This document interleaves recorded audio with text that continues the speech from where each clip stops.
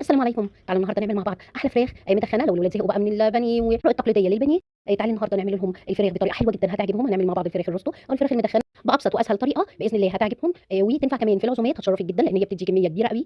وطعمها بيبقى مختلف في اي عزومه، هيعجب ضيوفك. كمان تنفع تستخدميها في سندوتشات المدرسه، هيبقى طعمها رائع باذن الله، تعجبك وتعجب الولاد. ولمزيد من الطعم الرائع هنعمل صوص حلو جدا يتقدم مع الفراخ بيتغمس بيه، بيبقى طعمه حلو قوي قوي. باذن الله هيعجبك. وهعمل كمان رز بالخلطه باذن الله الوصفه تعجبك. يلا نسمي بالله ونشوف عملت ايه. معايا ميه بصل، انا جبت بصلايه كبيره فرمتها معلقتين ميه في الكبانه عندها، بتدي طعم اقوى للتتبيله من ميه البصل بس. حطيت معلقه صغيره من البابريكا والثوم والبصل باودر وبهارات الفراخ. زودي بقى مرقه دجاج، زودي ملح وفلفل، ثوم مفروم. حطيت كمان معلقه صغيره من الزعتر والروزماري. حطيت كمان معلقه كده من الباربيكيو صوص ومن الصويا صوص. حطيت ربع كوبايه من الزيت، انا حطيت معلقتين من الزيت النباتي ومعلقتين من الزيت الزيتون. عاوزه اكون الخلطه تقيل زي ما شفتي. جبت بقى بحرف السكينه وفتحت كده في الفراخ وهتبل الفراخ بتاعتي كويس جدا. هسيبها بقى في الثلاجه 3 4 ساعات، يا ريت قبلها بيوم. كل ما تسيبيها في الخلطه بتبقى احلى وافضل. بعد كده هجهز معايا خلطه. معايا معلقتين كده من الباربيكيو صوص ومعلقه من الصويا صوص. حطيت عليها معلقه صغيره من عسل النحل ورشه من الملح والفلفل ومعلقه من الزيت. جبت الكيس الحراري رصيت فيه الفراخ بتاعتي، هذه نصها من الصوص اللي عملناه عليها، وهفتح كده فتحتين ببوس السكينه. وحطيت ميه مغليه من الكتل. دخلتها على فرن سخن لمده ساعه، اول ربع ساعه على نار عاليه عشان تغلي معايا. بعد كده هوطي النار على درجه حراره 180. اخر 10 دقائق طلعتها وفتحت الكيس وهدهنها من باقي الخليط اللي كان معايا. لو مش عندك باربيكيو صوص ممكن تستغني عنه وتحطي بداله كاتشب.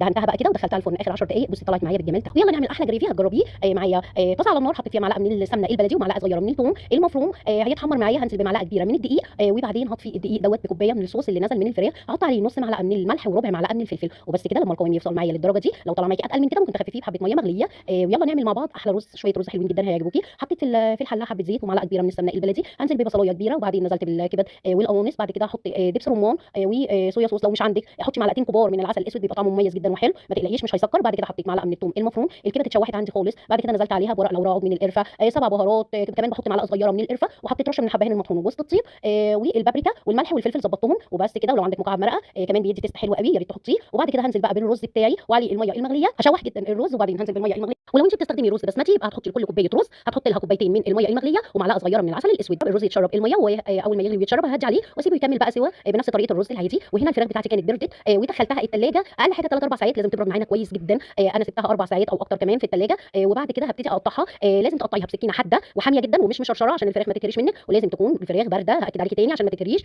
استخدمي سكينه حاميه مش مشرشره والفراخ لازم تكون بارده. هنا هقدم الرز بقى. تعالي نجمع طبقنا. غرفت الرز زي ما انت شايفه طالع تحفه. وقطعت الفراخ طلع حلوه جدا. ما اتبهدلتش معايا نهائي لان انا مجمداها ومستخدمه سكينه حاميه. زي ما قلت لك استخدميها بقى زي ما انت شايفه. عايزه تاكليها بارده براحتك، عايزه تسخنيها دقيقه كده في الميكرويف. لو انت عايزه تقدميها سخنه براحتك خالص. ممكن تحتفظي بيها بالفراخ زي ما هي، ما تقطعيهاش في علبه محكمه الغلق في الفريزر وتطلعي منها كل يوم وتقطعيها لللانش بوكس. بتبقى حلوه قوي في السندوتشات باذن الله، تعجبك وتعجب الولاد. والصوص اللي معاها ده رهيب، يا ريت تجربيه سواء مع اللحمه البارده او حتى صدور الرومي او مع عرق اللحمه البارد. عملته معاكي قبل كده بيبقى حلو جدا وبيزود من طعمتها وحلاوتها. يا ريت تجربي وصفه النهارده باذن الله تعجبك وتعجب الولاد. لايك وشير بقى لو عجبتك وصفه النهارده، واشتركي في القناه عشان يوصلك منها كل جديد. استودعكم الله الذي لا